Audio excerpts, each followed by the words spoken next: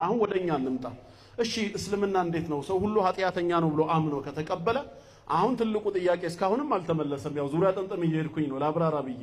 ምንድነው ከኃጢያታችን ነፃ የምንወጣው በምንድነው?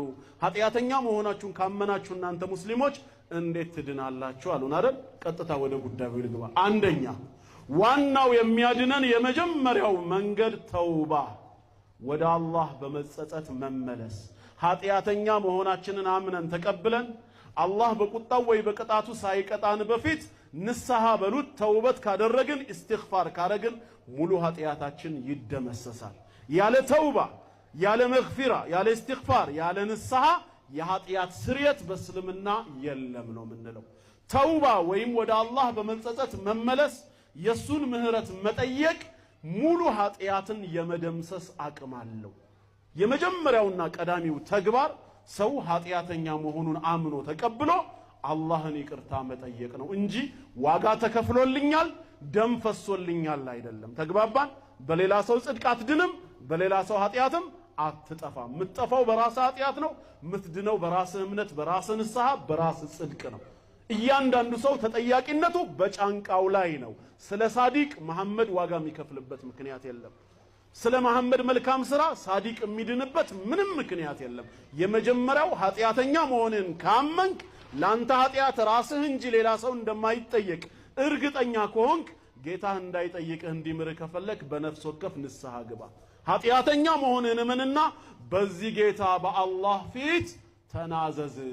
አንተን አላህ ሊምርህ አንተ ልትማር በአላህና በአንተ መሃል አማላጅ ዋጋ ከፋይ ጣልቃ ገብ ሶስተኛ የሚባል የለም። አላህ ጌታችን ነው፣ እኛ ባሪያዎቹ ነን። እሱ ንጹህ አምላክ ነው፣ እኛ ኃጢያተኛ ባለ ዕዳዎቹ ነን።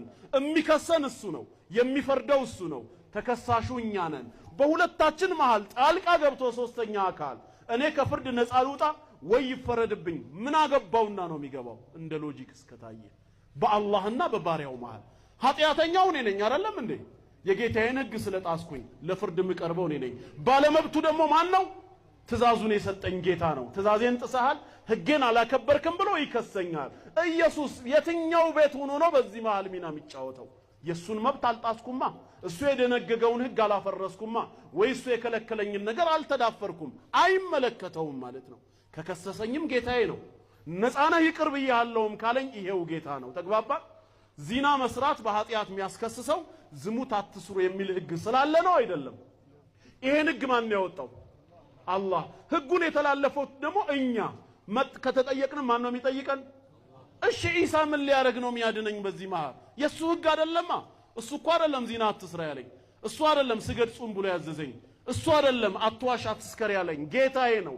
በነቢያት በኩል ሕግ ያወረደው አምላኬ ነው። ሕጌን አክብር አለኝ። ነፃ ምርጫ ሰጠኝ፣ ፈጠረኝ፣ አቅምን ለገሰኝ። ነገ የትንሣኤ ቀን ሕጌን የታረከው ብሎ አሁንም መክሰስ የጌታዬ መብት ነው። በባለ መብቱ ጌታዬና በባለ ዕዳው ባለ ኃጢያተኛው በኔ መሃል ሶስተኛው አካል ጣልቃ ገብቶ አንተን እኔ ላድንህ አለኝ። ምን ማለት ነው? ስለዚህ የአላህ ሕጎች እኮ ትርጉም አልባ ናቸው ማለት ነው። ምክንያቱም አላህ ያዘዘልኝን እንደፈለኩ መጣስ እችላለሁ። ለምን? በመሃል ሶስተኛ ጣልቃ እየመጣ እንዳትነካው ብሎ የሚያስፈራራላ። ሃይደር ልጅ አንዳንድ ጊዜ አይታዘዘኝም እላቸዋለሁ። ምሳሌውን ስሙ። ለምን? ተቆጥቼ ልመጣው ስል እናቱ ትመጣለች፣ እንዳትነካው። አሃ በሷ ከተማመነ ከዛሬ በኋላ በንቀት ያየኛል። ና ይሄን ዕቃ አምጣ ብለው አላመጣም። ምክንያቱም የሆነ ነገር ያደርገኛል ብሎ እንዳይፈራ ጣልቃ ገባለዋ። ዋስና የሚሆነው እናቱ።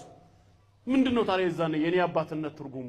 ይሄን ምሳሌ ነው እኮ ዛሬ እየገለጽን ያለነው። የአላህ ሕግ ተጥሶ የአላህ መብት ተጥሶ እኔ ወንጀለኛ ሁኜ ሳለ ግን የራሱን ምህረት አልጠየቅኩትም። ያንተኑ መብት ነው የጣስኩት፣ እባክህ አንተ ይቅር በለኝ ብዬ ንስሐ አልገባሁም። ሶስተኛው መጣና አለሁልህ ብሎ በመሃል ዋጋ ከፈለልኝ። አንተ ካለህልኝማ ምን አገባው ያኛው ብንስታለ ምን ማለት ነው? እስቲ እንደዚህ ያስተምሮ።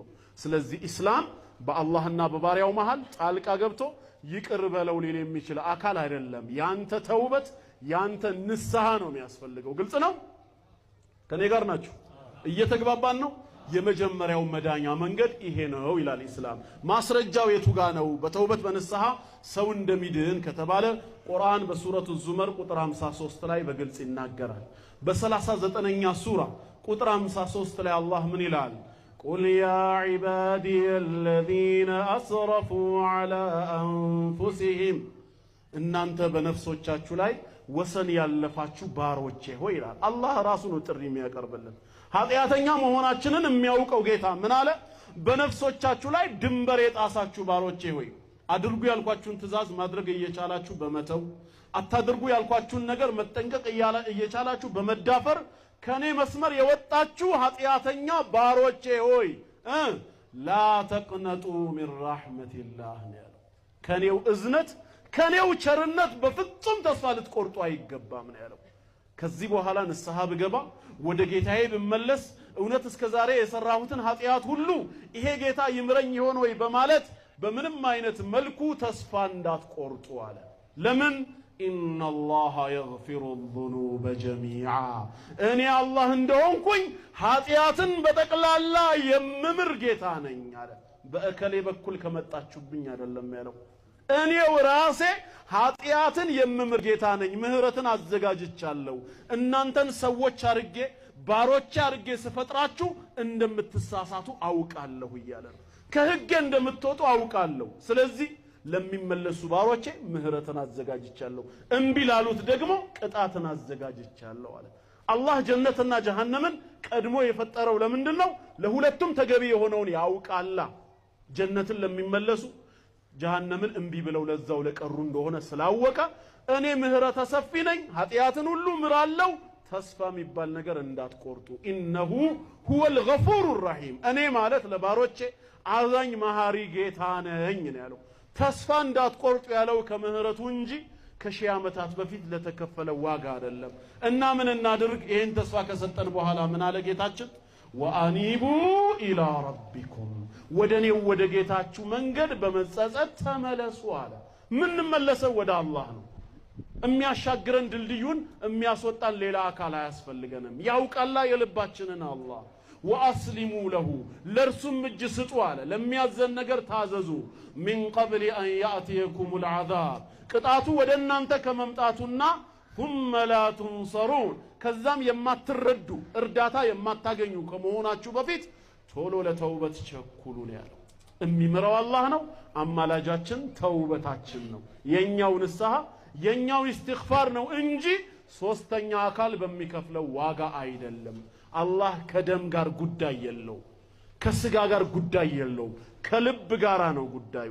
በሐጅ ስርዓት ላይ ኡድህያን የእርድ ስርዓትን እንድንከውን ሲያዘን በዛው ግን ምን ብሎ ነገረን ጌታችን? ለን የናለ አላህ ሉሑሙሃ ወላ ዲማኡሃ አለ። የምታፈሱት ደምም ሆነ ስጋው እኔ ጋር አይደርስም ነው ያለው። እናንተው ጋር ነው ስጋው የምትበሉት። ምንድነው ታዲያ የሚደርሰው? ወላኪን የናሉሁ ተቅዋ ሚንኩም ልባዊ ፍራቻችሁ ግን ይደርሰኛል አለ። አላህ ልብን ነው የሚያየው። ኃጢአተኛ መሆንህን ከልብ ካመንክ በዚህ ተግባር ከተጸጸትክ አላህ ሊቀጣህም ሆነ ሊቆጣብህ ከፈለገ ከሱ ቁጣና ቅጣት ማንም ሊያስጥልህ እንደማይችል እርግጠኛ ከሆንክ ከዛ በኋላ በተሰበረ ልብ ወደ አላህ ሁለት እጅህን አንስተህ ያ ረቢ ማረኝ ካልከው ሙሉ ኃጢአትህን ይምርሃል። ልብህን ነው አላህ የሚፈልገው፣ መስዋዕቱን አይደለም። ምን ይሉ